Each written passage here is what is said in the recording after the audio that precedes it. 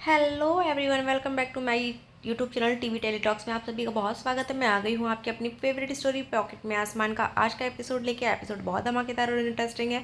Video को and तक जरूर देखिए। चैनल पे नए हैं तो चैनल को सब्सक्राइब कर लें।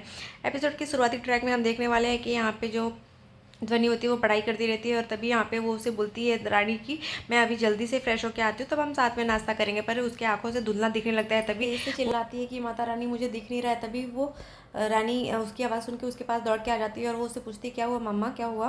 तभी वो उसे बोलती है कि मुझे कुछ दिख नहीं रहा है माता रानी। तभी वो रोने लगती है और वो बोलती है कि मैं कैसे आपको भी नहीं देख पा रही हूँ, मैं होमवर्क कैसे करूँगी। और फिर यहाँ पे हम देखते हैं कि उसकी आवाज़ सुन के जो दिग्विजय होता है वो आ जाता है और वो उसे बोलता है कि लाओ मैं देखता हूँ। पर वो बोलती है नहीं माता रानी आप कहीं मत जाओ। तो वो बोलती है कि मैं दवा लेके आती हूँ बेटा। तो वो बोलती है कि नहीं आप मत जाओ कहीं पे। तब दिग्विजय जाता है, उसके लिए दवा लेके आता है आई ड्रॉप, और उसके आइस में डालते हैं तो जिसकी वजह से फिर उसको थोड़ा धुंधला धुंधला जो दिखता था वो सही हो जाता है। और यहाँ पे हम देखते हैं नारायणी भी उस वजह से बहुत परेशान हो जाती है और वो बोलती है मेरी पोती को भगवान जल्दी से ठीक कर दे। देख के जो नारायणी होती है उसको भी टेंशन होने लगती है कि क्या हो रहा है। और यहाँ पे जो अनिशा होती है वो उसे ये सब देख के कि बहुत ही गुस्सा आता है कि ये दोनों फिर से वापस इतने क्लोज कैसे आ रहे हैं। और यहाँ पे नारायणी भी उसे देख के बोलती है कि मेरी पोती की सारी जो भी परेशानी है कान्हा जी वो जल्दी से ठीक कर दीजिए। और यहाँ पे हम देखते हैं कि आई ड्रॉप डालते ही फिर उसको थोड़ा साफ दिखने लगता है। तो दिग्विजय से पूछता है कि अभी ठीक लग रहा है। तो वो बोलती है कि हाँ। और फिर उसके बाद दिग्विजय उसे बोलता है कि तुम ठीक हो ना। तो उसे बोलती है कि हाँ। और फिर उसके बाद दिग्विजय और रानी दोनों उसे एक साथ फोरहेड पे किस करने जाते हैं। तब तक उन दोनों का सर टकरा जाता है। और यहाँ पे रानी का फ़ोन जो होता है वो चार्जर में लगा रहता है, तो वो उसमें से धुआं निकलने लगता है, शॉर्ट सर्किट हो चुका होता है। यहाँ पे दूसरी तरफ हम देखते हैं कि जो अनिशा होती है वो परेशान रहती है कि ये लोग वापस से आ गए अब ये दोनों। तो उसके साथ अनिशा बोलती है कि उसे समझ में नहीं आता क्या ये दूध पीता बच्चा है। और यहाँ पे पिंकी बोलती है कि वो दोनों वापस से माँ बेटी जो है वो दिग्विजय से चिपकती जा रही हैं और उसके क्लोज आ रही हैं। और ये बोलते हैं कि पिंकी जो होती है वो उसको बोलती है कि तू कुछ उसे समझा दिग्विजय को। तो वो उसको अपनी इंपॉर्टेंस बता। तो अनिशा बोलती है वो दूध पीता बच्चा नहीं है भाभी, उसे सब समझ में आना चाहिए। तो फिर उसके बाद यहाँ पे हम देखते हैं कि दूसरी तरफ सब लोग टेबल पे बैठे रहते हैं लंच। और यहाँ पिंकी ये सोचती है कि इस अनीशा को इतना क्या इंपॉर्टेंट था कि जो दिग्विजय से भी ज़्यादा इंपॉर्टेंट था जो उसे हॉस्पिटल जाना पड़ा आज। और यहाँ पे हम देखते हैं कि उन दोनों के बीच फिर बहस हो जाती है। दिग्विजय उसे बोलता है कि अगर उसे जाना ही था तो वो मुझे बता के जाती है, आपको क्यों इतना दिक्कत होती है, आप क्या उसकी मैसेंजर हो क्या, आप हर उसके मैसेज को पास करती रहती हो। तो इस वजह से वो बहुत गुस्से में आ जाता है और फिर वो नाश्ता छोड़ के उठ जाता है। और यहाँ दूसरी तरफ अनीशा भी जो होती है वो बहुत भड़क जाती है गीता और श्रेष्ठ के ऊपर पे कि तुम लोग एक इतना छोटा सा काम नहीं कर सकते सही से। तभी वो बोलती है कि कुछ दिनों के लिए अब इसको स्टॉप पे रखते हैं, इसको अभी हमें इस काम को फिर नहीं करना है, कुछ दिनों तक अभी इसे बंद रखते हैं। तभी वो उससे बोलती है कि कुछ अभी ऑर्गन्स भी नहीं मंगाने हैं और ना ही मेडिसिन का स्टॉक को भी अभी रिकवर करना है, तो फिर अभी रुक जाओ रहने देना। तो फिर उसके बाद वो उसे बोलती है ठीक है मैम, और उन दोनों को छुट्टी दे देती है और वो लोग वहाँ से चली जाती उसके हैं। बाद उसे पूछते हैं कि तुम लोग कितने दूर पे थे जो जब ये सब काम हुआ। तो उसे बताती है कि हम लोग थोड़ी सी ही दूर पे थे और पीछे वाले ही गेट से हम गए थे, कॉरिडोर से।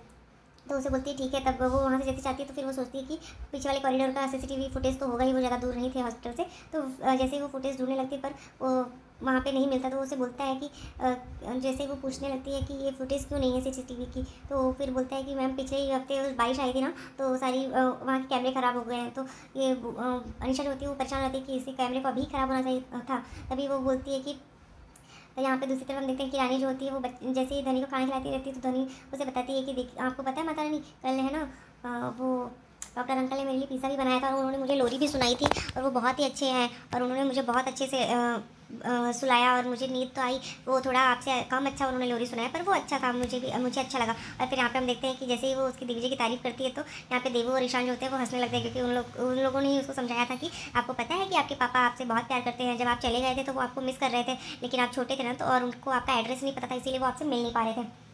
तो उसे बोलता है कि तुम ऐसे अपने सबके सामने बोलना, अपनी वो खड़ूस दादी है ना जो दादी जी उनके सामने भी बोलना। तभी यहाँ पे हम देखते हैं वो लोग इस तरीके से उसे सिखाते हैं। तो बोलती है ठीक है मैं अभी बोल के आती हूँ। तो वो बोलती है कि नहीं अभी नहीं, कल सुबह सबके सामने बोलना। तभी यहाँ पे हम देखते हैं कि वो इस तरीके से जैसे ही बोलती है तो ध्वनि उससे बोलती है ठीक है मैं कल बोल के आती हूँ, cool uncle okay cool uncle. और फिर यहाँ पे वो लोग जैसे ही उसको ये सब चीज़ें समझाते रहते हैं तो वो वही याद करते हैं मोमेंट की किस तरीके से उसने उससे बताया था ये सब बातें और वो अभी ये सारी बातें बोली, जबकि ध्वनि सच में उसे उसके लिए उसने पिज़्ज़ा बनाया था दिग्विजय ने, और वो बोलती है, फिर उसके बाद जब ये सब बोलती थी तो वो बोलती है कि ओके देवू मासी सही बोला ना, अब तो माता रानी खुश हो जाएंगी ना। तो ये सुन के सब लोग परेशान हो जाते हैं, और सब रानी जो होती है वो उसको शॉक्ड होकर देखने लगती है कि तूने ये सब सिखाया है। तो वो बोलती है कि ये पिंकी भाभी जो होती है वो उससे बोलती है कि तूने ही सिखाया। तभी यहाँ पे पिंकी भाभी को ध्वनि बोलती है कि आप कितनी रूडली बात करती हो, आप किसी से अच्छे से नहीं बात कर सकती क्या। तभी यहाँ पे हम देखते हैं कि जो बोलती है ध्वनि कि आप अभी डॉक्टर अंकल से भी ऐसे ही बात कर रही थी, बैड मैनर्स होता है। तभी ध्वनि को रानी डांटती है कि ये सब नहीं ऐसे नहीं बोलना चाहिए, मना किया ना आपको, समझाया है ना। तो उसे बोलती है कि सॉरी मम्मा। और फिर उसके बाद पिंकी बोलती है कि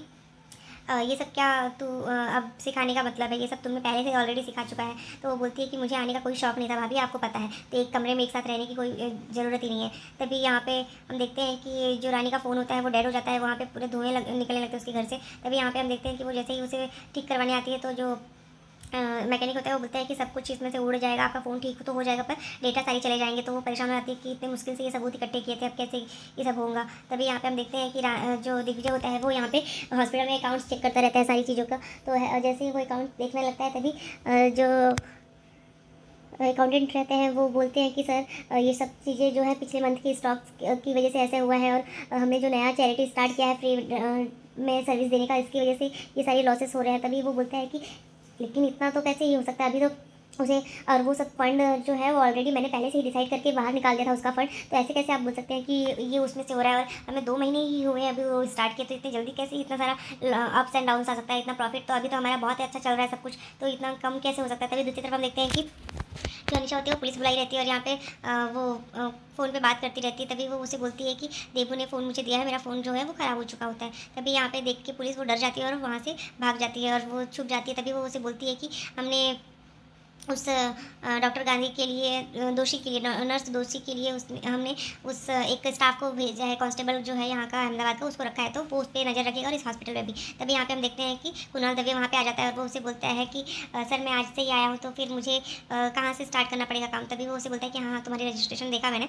और फिर वो आके रानी से पूछता है कि नंबर 3 नंबर की कहाँ पे है, तो वो बता देती है इस साइड है। फिर उसके बाद वो उससे पूछता है कि कुछ दिक्कत तो नहीं होगी ना। तो यहाँ पे वो उसे बोलती है कि क्यों, कैसी दिक्कत। तो बोलता है कि यहाँ पे बहुत मैंने सुना कि कल 2 डॉक्टर्स पे नर्सेस पे अटैक हो गया है। तो ये सब सुन के वो उसे बोलती है कि अच्छा ऐसा हुआ है क्या, मुझे तो नहीं पता, शायद हो सकता है, वो तो किसी भी हॉस्पिटल में हो सकता है। तो ये सब सुन के वो बोलता है कि ये तो अनजान बनने की कोशिश करे। तभी दूसरी तरफ हम देखते हैं कि जो अकाउंटेंट होते हैं वो सब लोग वो सारी बातें जो है वो अनिशा को बता देते हैं। तो अनिशा इस बात से बहुत गुस्सा करती है कि आपको क्या जरूरत थी इसी तरीके तुरंत ही सारी ओरिजिनल रिपोर्ट्स दिखाने की, आप फेक प्रिंट्स भी निकाल सकते थे ना, फेक प्रिंट्स अब रेडी रखना। और तो वो बोलती है, बताते हैं कि अभी उन्होंने सब मांगा है कि जो भी अपडेटेड हैं वो सब मुझे बताओ अकाउंट्स। तभी वो बोलती है कि कुछ मुझे सोचना पड़ेगा, अभी जो इस वीक आने वाले थे पेमेंट वो सब नहीं आए हैं, आप कुछ बहाना करके करिए, कुछ हैंडल कीजिए अपनी तरफ से, इसलिए आपका ही प्रमोशन और आपको इतना सैलरी दी जाती है। तभी यहाँ पे हम देखते हैं कि रानी की और भी उसके ऊपर और भी सारी बातों का टेंशन रहता है कि रानी के बारे में भी सोचती है, उसकी बेटी के बारे में भी सोचती है, और वो सोचती है फिर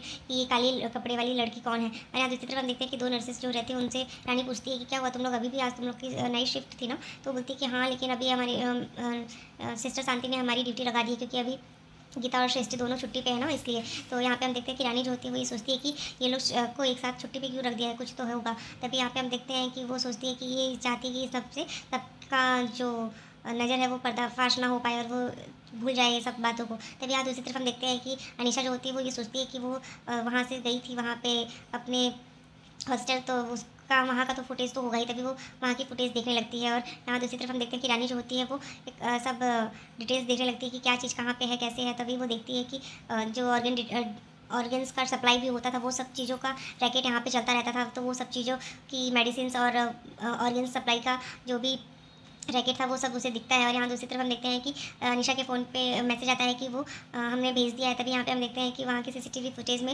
रानी जाते हुए और आते हुए तुरंत दिखती है। तभी वो यहाँ पे हम देखते हैं कि जो रानी होती है, दूसरी तरफ हम देखते हैं कि वो ऑर्गन सप्लाई में देखती है कि यहाँ पे तो इसमें पासवर्ड बता रहा है, लेकिन ये पासवर्ड कैसा है, कैसा होगा। तो वो सोच के वो सोचती रहती है, बट 2 बार वो इनकरेक्ट पासवर्ड डाल देती है। पर वो सोचती है कि अगर तीसरी बार डाला तो फिर तो परमानेंटली लॉक हो जाएगा। और यहाँ पे हम देखते हैं कि रानी की वीडियोस देख के उसको ऐसा लगता है ये तो गई भी थी और आई भी थी, पर अब ऐसा कुछ करना पड़ेगा कि रानी अपने आप ही मेरी जान में फंस जाए। और यहाँ दूसरी तरफ हम देखते हैं कि रानी जो होती है वो सारे फाइल्स देखती है, जिसमें ये जो मेडिसिन सप्लाई का बिजनेस है वो बहुत ही पहले से ही, और वो भी सब जो है वो अनीशा के अप्रूवल के बाद ही हुआ है सब कुछ, और अनीशा ने ऑलरेडी पहले से सब अप्रूव किया है होता है, तभी ये सब सप्लाई हुआ होता है। तो ये सब देख के रानी को समझ में आ जाता है कि ये सब बहुत पहले से हुआ है। और यहाँ पे हम देखते हैं कि वो ये सब चीज़ें याद करती है कि किस तरीके से वो उसके ऊपर भड़की थी, क्योंकि वो इतना प्यार का दावा करती है दिग्विजय के साथ, तो दिग्विजय को क्यों फंसाना चाहती है। और यहाँ पर हम देखते हैं कि वो मिस्टर बजाज का जो डेथ हुआ था वो भी सर्टेनली वो भी उसके पीछे भी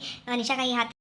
तो रानी को सब समझ आ जाता है कि ये सब कुछ ऐसे सडनली नहीं हो सकता है उनकी। मुझे तो लगता ही था कि ये सब बहुत ही प्लान्ड है और ये मिस्टर बजाज की डेथ ऐसे अचानक से नहीं हो सकती। तभी यहाँ पे हम देखते हैं कि जो अनीशा होती है वो दूसरी चाल चलती रहती है कि किसी भी तरीके से अब वो रानी का पर्दाफाश करे, और वो इस वजह से उसके लिए भी एक नई जाल बिछाती है कि रानी खुद अपने इस जाल में फंस जाए उसके, और वो अनीशा उसका सच बता देगी, जिससे फिर रानी जो होगी वो जेल में चली जाएगी और उसकी बेटी राजकोट। और यहाँ पे हम देखते हैं कि रानी जो होती है वो ये सोचती रहती है कि अब मुझे किसी भी तरीके से अनीशा का सच सबके सामने लेके आना है और दिग्विजय को इस काले रैकेट से बचाना है। तो आज के एपिसोड में बस इतना ही है फ्रेंड्स। मिलते हैं नेक्स्ट एपिसोड में, जहाँ हम देखने वाले हैं कि रानी को फंसाने के लिए जो अनीशा होगी वो एक नई चाल चलेगी कि उसे ऐसा लगेगा कि वो उस चाल में फंस जाए, जिसकी वजह से वो उससे जो गीता है उससे बोलेगी कि सप्लाई करना है पर खाली बॉक्सेस का सप्लाई करना है। तभी यहाँ पे हम देखते हैं कि जो रानी होती है उसके पास एक एनवलप आएगा जिसमें ये रहेगा कि मुझे अनीशा का सच बताना है आपको, और मिस्टर बजाज के पीछे अनीशा का हाथ है। तो वो ये देख के शॉक्ड रह जाती है और वो सोचती है कि ये कौन है जो मेरी हेल्प करना चाहता है इस तरीके से। तभी यहाँ पे हम देखते हैं कि आज के एपिसोड में बस इतना ही है फ्रेंड्स। होप तो आपको वीडियो अच्छी लगी तो वीडियो को लाइक करना, और चैनल पे नया था चैनल को सब्सक्राइब करना ना भूलें, और ऐसे ही लेटेस्ट अपडेट के लिए हमारे साथ बने रहे हमारे चैनल पर। तब तक के लिए bye bye, take care, Radhe Radhe, अपना बहुत ध्यान रखिए।